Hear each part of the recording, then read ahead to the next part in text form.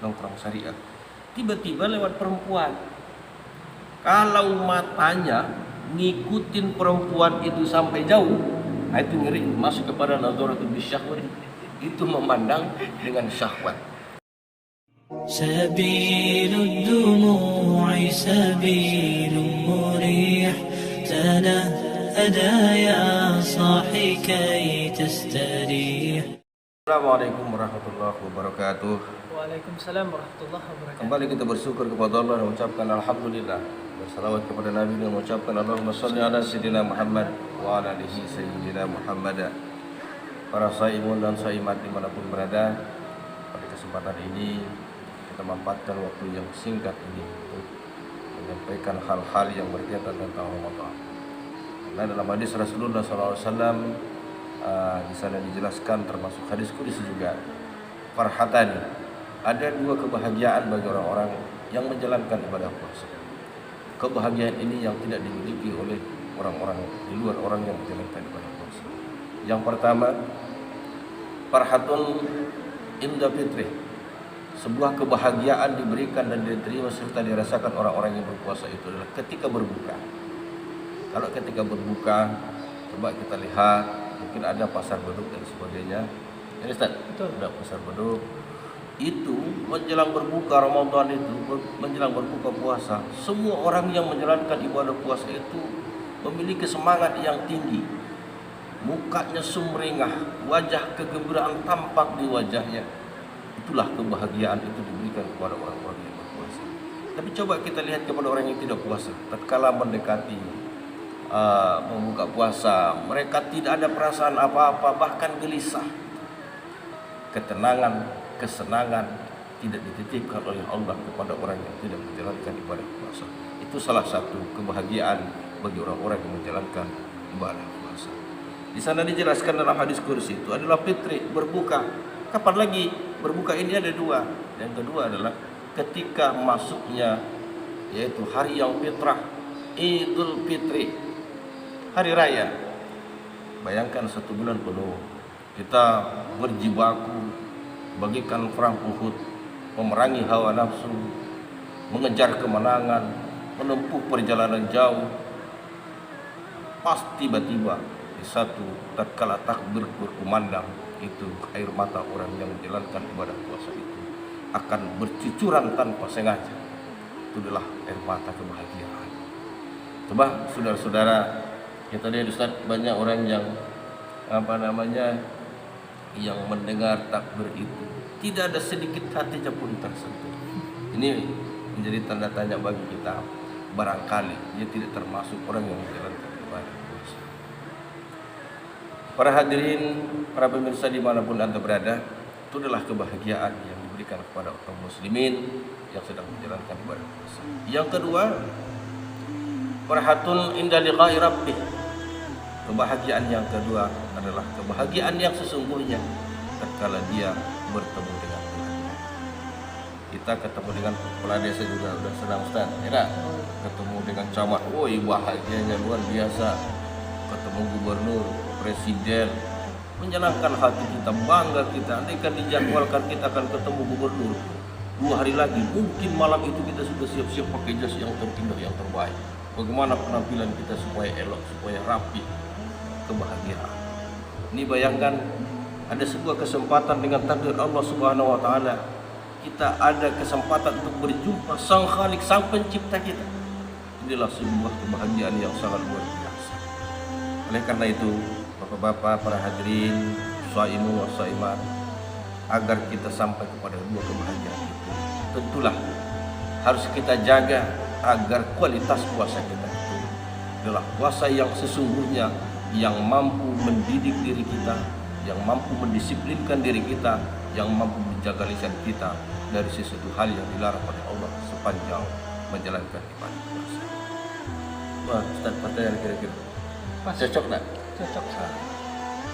Oleh karena itu perlu kita sampaikan juga. Yang pertama, yang membatalkan itu, batal itu ada dua istilah.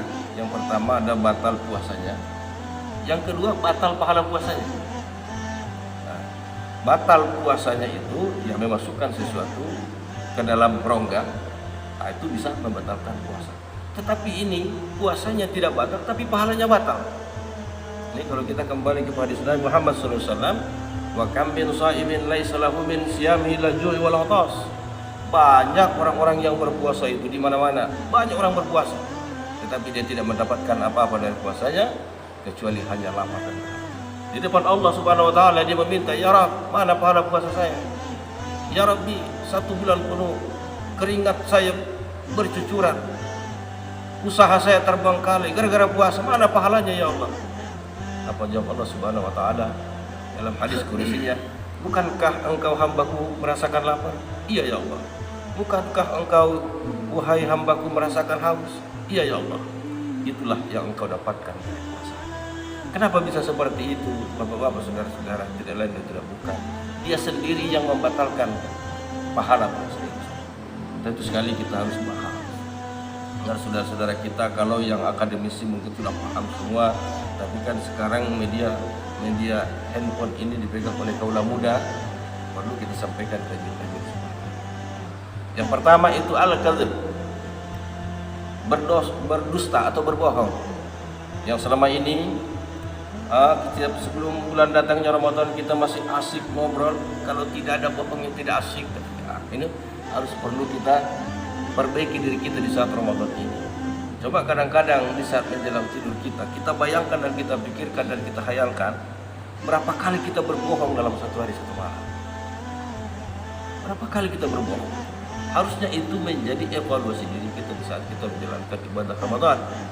Maka di saat kita mulai al-imsak, menahan diri kita, Ustaz, maka di saat itulah kita selalu hafizil lisan. Kita harus jaga lidah kita, jangan sampai kebiasaan berbohong sebelum Ramadan terbawa di bulan Ramadan. Kalau itu terjadi, kita akan merasakan kerugian. Kita capek menuntut di hadapan Allah, menuntut pahala dan puasa kita, nanti kita tidak. Yang kedua, yang membatalkan pahala puasa, an-namimah, suka ngadu domba nih. Ngadu domba yang biasanya selama ini kita ngobrol kapan sana lain, sini lain. Kebiasaan itu barangkali pernah kita lakukan di luar Ramadan.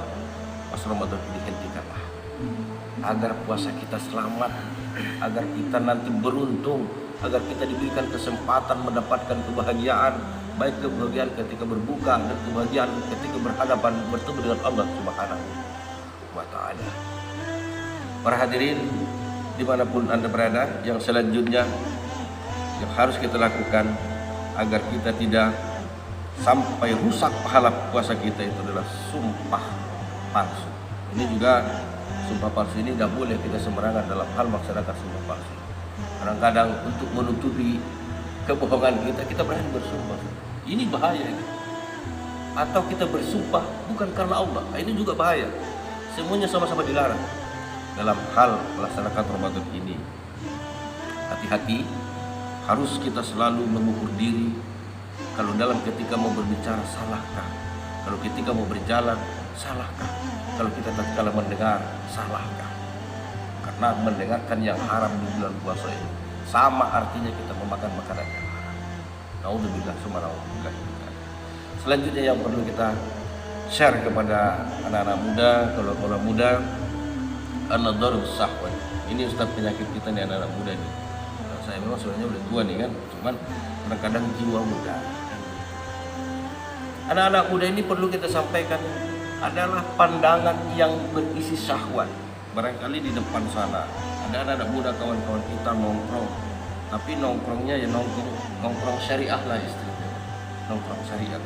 Tiba-tiba lewat perempuan, kalau matanya ngikutin perempuan itu sampai jauh, nah itu ngeri masuk kepada nadharatul bisyahwat. Itu memandang dengan syahwat. Memandang dengan syahwat itulah salah satu menggugurkan, menghapuskan pahala puasa kita. Jadi harus kita mencoba mawas diri. Memang harus hati-hati. Setiap kita melakukan sesuatu, kita ini manusia normal, Ustaz. Kemana-mana kita berjalan, apalagi di daerah kita bukanlah sebuah komunitas yang muslimah itu. Sebagai manusia yang normal itu pasti ada sedikit ketertarikan. Tetapi tatkala kita memandang itu pun dengan syahwat, itu akan mengurangi, bahkan menghapuskan pahala puasa kita. Tapi kalau hanya sekedar memandang, hanya mengucapkan subhanallah, maha suci Allah yang telah menciptakan hambanya begitu sempurna, tetapi tidak diiringi dengan nafsu, itu tidak masalah.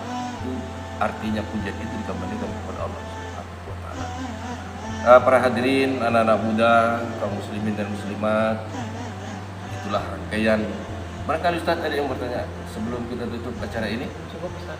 Cukup. Nanti insya Allah kita sama-sama berdoa agar diberikan selalu kesehatan. Amin. Jangan takabur. Jangan nanti saya pasti akan bisa menjalankan puasa. Jangan begitu. Kita harus berdoa kepada Allah, ya Allah berikan aku kesehatan. Karena banyak orang sudah yakin dan seyakin-yakinnya dia bisa melaksanakan Ramadan, tak tahu pas 15 hari datang penyakit.